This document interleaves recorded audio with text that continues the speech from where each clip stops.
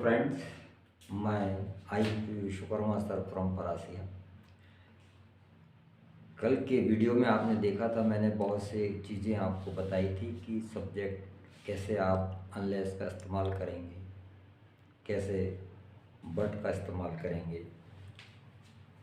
तो ठीक उसी कड़ी में हम अपन आगे चल रहे हैं। कुछ आपको ब्लैंक्स भरने को आएंगे, खालिस्तान जिसको आप कहते हैं। तो आप मेरे साथ आइए और आप देखिए कि खालिस्तान को आप किस प्रकार से उसमें आप फिल करेंगे। तो जैसे हम देखते हैं, Ashok was very tired. Ashok बहुत थक गया था। ये आपका वाक्य टायर्ड पास्ट टेंस का है। सो इसलिए ही खालिस्तान टू बेड, अभी इसमें जल्दी सोने चला गया या वह जल्दी सो गया। तो फ्रेंड्स, ये आपका पास्ट सिंपल का सेंटेंस है और ये पास्ट सिंपल का सेंटेंस होने के कारण अब आपको यहाँ वर्ब सेकंड फॉर्म यूज करेंगे और वो होगी आपके पास वेंट। वो का इस्तेमाल नहीं करेंगे क्योंकि ये प्रेजेंट में लगता है। और पहली बात, ही सी के साथ कभी भी गो नहीं लिखा जाता, गोज लिखा जाता तो ये भी कट जाएगा। और रही बात गॉन, ये थर्ड फॉर्म है तो यहाँ ये परफेक्ट में लगता है, इसलिए इसकी भी उपयोगिता खत्म हो जाती है। The sun Khalistan in the east, तो राइजेस लिखा जाता है। कोई भी प्राकृतिक घटनाओं को हमेशा सिंपल प्रेजेंट में ही लिखा जाता है। जैसे the sun rises in the east, the earth moves around the sun, his father is an age due. यहाँ ए नहीं लिखेंगे, यहाँ एन एज ड्यू लिखेंगे। ही हैज बीन स्लीपिंग, वह सो रहा है। यहाँ दो शब्द दिए गए हैं, सिंस और फॉर। सिंस जहाँ से समय शुरू होता है वहाँ के लिए यूज करते हैं। फॉर एक पीरियड के लिए लगाते हैं, जैसे for 2 days, for 3 days, for 3 minutes, for 2 hours। ऐसी कंडीशन में फॉर लगाते हैं। जहाँ तक सवाल सिंस का, since morning, since evening, since night, उसके लिए सिंस का इस्तेमाल किया जाता है। तो यहाँ ऑलरेडी आपको बताया जा रहा है। तो यहाँ सिंस इवनिंग, और हमेशा सिंस फॉर का इस्तेमाल प्रेजेंट परफेक्ट कंटिन्यूस या प्रेजेंट परफेक्ट में ही लगता है। मतलब present perfect continuous, past perfect continuous, future perfect continuous और परफेक्ट में। ही राइट्स, यहाँ आप लिखेंगे इन। हमेशा पेंसिल और इंक के साथ से के अर्थ में इन का इस्तेमाल होता है। जैसे ही राइट्स इन इंक, वह स्याही से लिखता, तो यहाँ इन का अर्थ से के अर्थ में चलता है। पेंसिल और इंक के साथ हमेशा इन का इस्तेमाल किया जाता है। हाँ, एक बात सही है, जब हम किसी साधन से कोई काम करते तो हम विथ का इस्तेमाल करते हैं। अगर यहाँ इंक पेन लिख दिया जाए तो फिर विथ हो सकता है और होता ही है। मोहन ऑलवेज, या ऑलवेज हमेशा बता रहा है प्रेजेंट से हमेशा, तो आपको यहाँ लिखना है goes. Mohan always goes to school, Mohan हमेशा स्कूल जाता है। एक बात यहाँ लिखा है, Khalistan is a good exercise. Khalistan is a good exercise swimming और स्विम। अगर मान लो हेल्पिंग वर्ब लिखी है, अगर आपको शुरू में कोई वर्ब आपको दे रही है तो आपको कंटिन्यू में वर्ब को लिखना है स्विमिंग। इसको जिरन कहा जाता है। Swimming is a good exercise. ठीक इसी प्रकार बार्किंग डॉग सेल्डम बाइट, ऐसे सेंटेंस के लिए हम स्विमिंग का इस्तेमाल करते हैं। ही प्रॉमिस्ड, अब यहाँ सेकंड फॉर्म आ गया, उसने वादा किया। और जब सेकंड फॉर्म आता है तो उसके बाद हमेशा टू से जोड़ा जाता, तो इसको टू इन्फिनिटिव कहते हैं। तो इस प्रकार ही promised to return the money, उसने वादा किया पैसे वापस करने के लिए। The boy Khalistan is singing is my friend, तो आपको चूंकि रिलेटिव क्लास है, लड़का जो कि, यहाँ हु का इस्तेमाल करेंगे। ही इज फाउंड, फाउंड का मतलब होता है शौकीन। हमेशा फाउंड के साथ ऑफ लगाया जाता, फाउंड ऑफ। एक बात, ही इज फाउंड ऑफ, इसके बाद हमेशा वर्ब प्लस आईएनजी यूज करते हैं, तो he is found of singing लिखा जाता है। कामनी डिसाइडेड, फिर यहाँ सेकंड फॉर्म आ गया, तो to go alone. Ravi use to, अगर यूज्ड के साथ टू लिखा है तो हमेशा याद रखिए इसका फर्स्ट फॉर्म लिखते हैं। लेकिन एक बात ध्यान रखेंगे, अगर यूज टू के साथ इज आर एम का इस्तेमाल होता है तो आपको वर्ब प्लस आईएनजी का इस्तेमाल करना है। जैसे ही इज यूज टू, तो अब यहां लिखेंगे प्लेइंग क्रिकेट।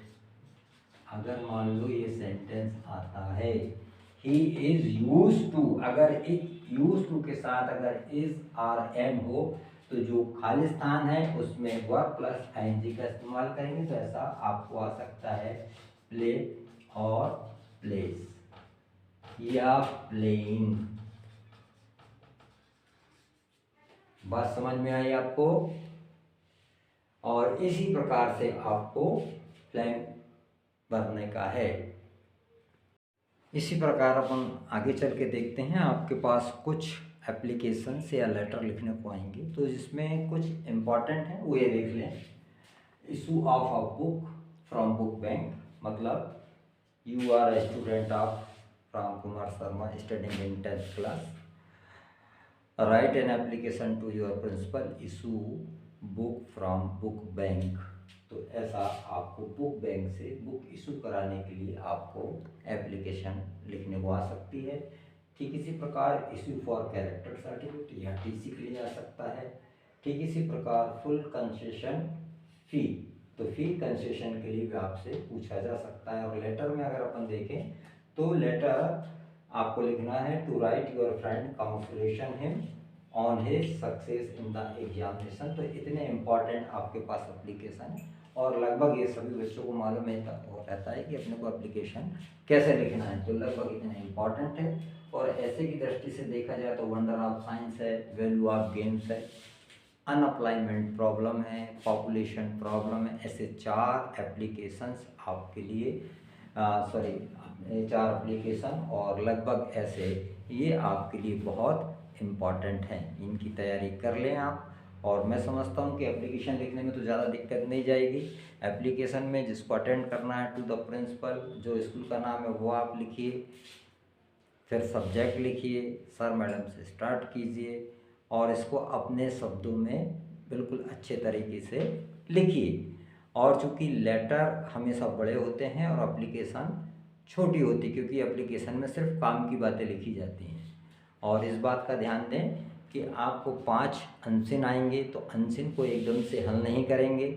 आप बाकायदा पहले उसको एक बार पढ़ें, फिर दूसरी बार पढ़ें और तीसरी बार आप पढ़ने के बाद ही उसका आंसर निकालने का प्रयास करें, तो आपके अनसिन पूरी तरीके से सही होंगे।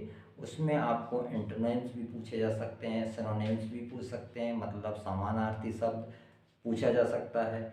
आपको अनसिन में से ब्लैंक्स भी पूछे जा सकते हैं, ट्रू और फॉल्स भी उसमें से पूछे जा सकते हैं। अनसिन को जब आप पढ़ेंगे तो उसमें से आप देखेंगे क्या वो जो सेंटेंस ट्रू है या फॉल्स है वो बताना है। सेंटेंस लिख दिया जाएगा, डैश डैश लिख दिया जाएगा, फिल द सेंटेंस।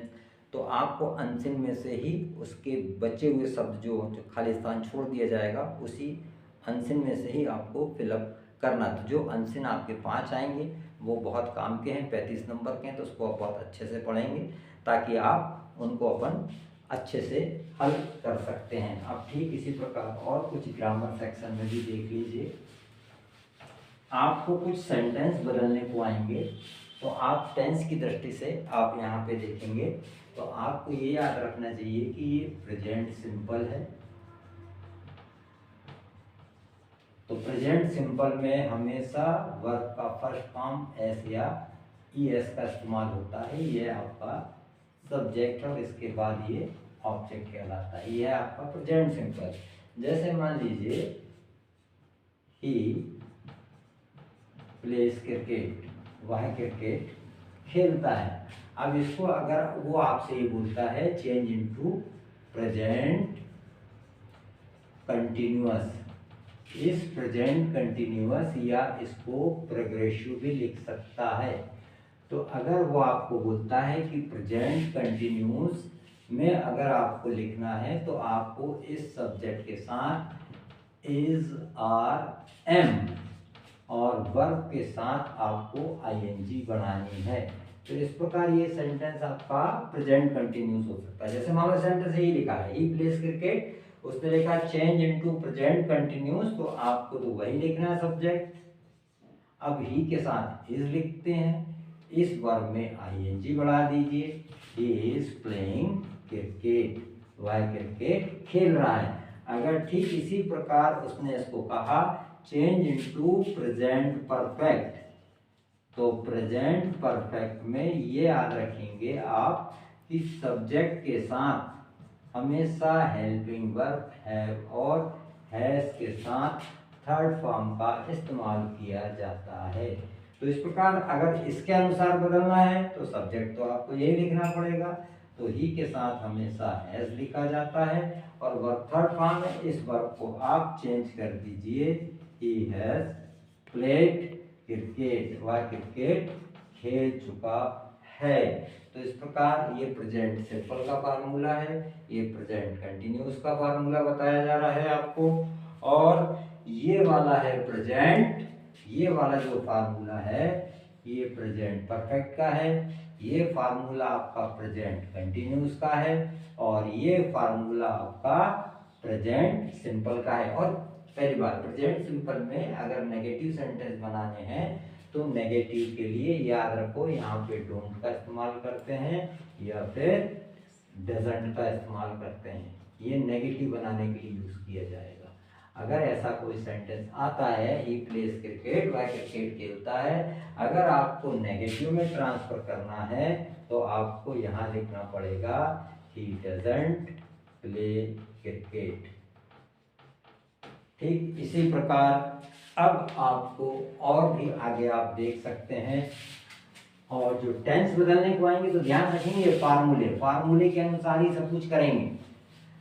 और इसमें ऐसा कुछ भी नहीं है कि इंग्लिश समझ में नहीं आती, इंग्लिश बहुत इजी लैंग्वेज है, आप इसको बहुत आसानी से आप इसका इस्तेमाल करेंगे। अब ठीक अपन पास्ट सिंपल में चलते हैं, यह है आपका पास्ट सिंपल। अब इस पास्ट सिंपल को इंडेफिनिट भी कहा जाता है, इसका सेकंड नाम है इंडेफिनिट। और ठीक ये याद रखिए इसमें हमेशा सब्जेक्ट के साथ वर्ब का सेकंड फॉर्म यूज करते हैं। और जैसे मान लो यहाँ लिखा है ही प्लेड क्रिकेट, उसने क्रिकेट खेला, तो इस प्रकार अगर आपका कोई सेंटेंस प्रेजेंट सिंपल में उसने बोला इसको पास्ट सिंपल में ट्रांसफर कर दो, तो आपको वर्ब सेकंड फॉर्म यूज करना है।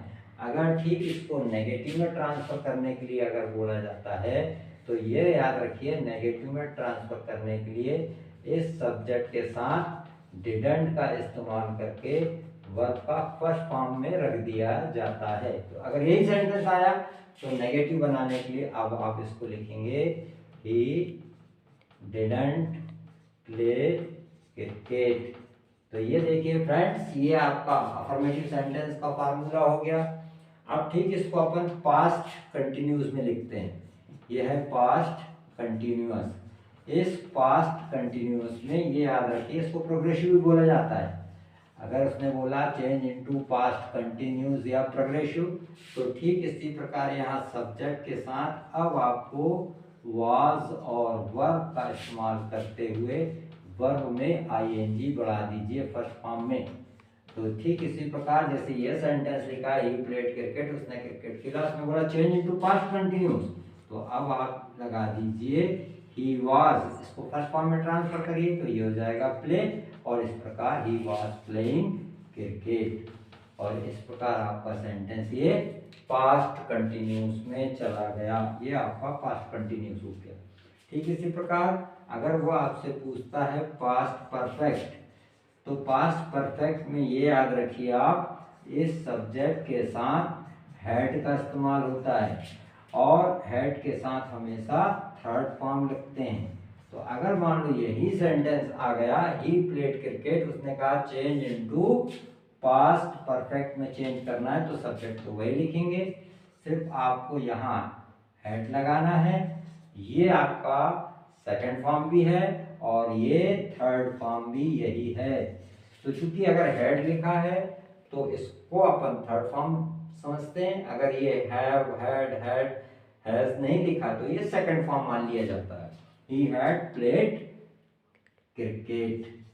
तो इस प्रकार ये जो सेंटेंस है आपका पास्ट परफेक्ट में चला गया। तो सिंपली तौर पे ध्यान रखेंगे, प्रेजेंट सिंपल में आप वर्ब का फर्स्ट फॉर्म लगाएं, सब्जेक्ट सिंगुलर है तो वर्ब में एस या ईएस का यूज करें, और प्रेजेंट कंटिन्यूस में इज आर एम के साथ आईएनजी लगा दें तो प्रेजेंट कंटिन्यूस में चला जाता है। प्रेजेंट परफेक्ट में हैव एस के साथ थर्ड फॉर्म लगा दें। तो इस प्रकार से आप टेंस के अनुसार इसको ध्यान से समझ लें। अगर आपको कोई सेंटेंस बदलने के लिए आएगा तो आपको इसी फार्मूले के तहत चलना पड़ेगा। और आपको ये चैनल कैसा लग रहा है, अगर आपको पसंद आए तो इसे ज़रूर लाइक कीजिए, सब्सक्राइब करिए, बेल आइकॉन दबाइए, ताकि आपको हर अगले स्टेप में जो भी डले जाएंगे परीक्षा के बाद वो आप तक पहुंचते रहें, ताकि आप इंग्लिश में बहुत जल्दी कमांड करें और ठीक इंग्लिश भी बोलना शुरू करें। Thank you.